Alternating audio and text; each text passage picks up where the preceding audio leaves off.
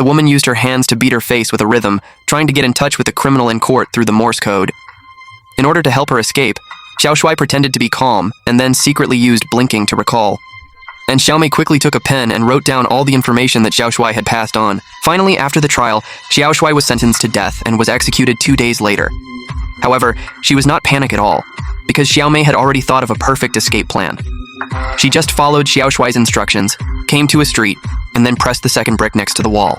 The next second, the wall mirror began to rise automatically, and then a luxury car appeared inside. Then, Xiaomei drove this car to the guardhouse number 37 that Xiaoshui said.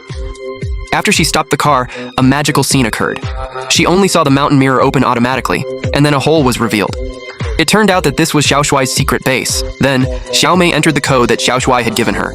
Then a row of shelves popped out. Xiaomei first took the banknotes above, and then, according to Xiaoshui's instructions, she took the yellow and green 2 bottles. After everything was ready, it was the most important part of the whole plan.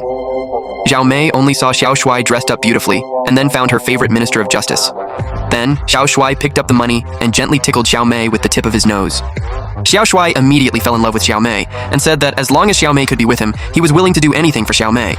When he saw that Xiaomei had fallen in love with Xiaoshui, Xiaomei picked up a piece of newspaper and said that she was curious. Xiaoshui wanted to see the famous prisoner on top of the newspaper. After hearing this, Xiaoshui rejected Xiaomei directly. After all, Xiaomei is the highest level prisoner. Xiaomei pretended to be angry and wanted to leave. Unexpectedly, Xiaoshui had to promise Xiaomei. Xiaomei suddenly showed a proud smile. Xiaoshui was also brought out by the prison guard, but he always pretended to have no expression on his face.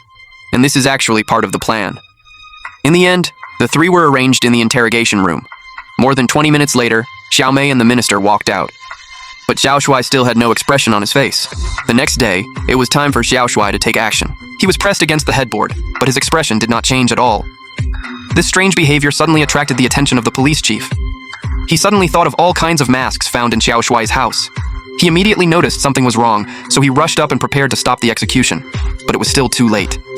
When he took off his mask, he found that the person who died was the Minister of Justice.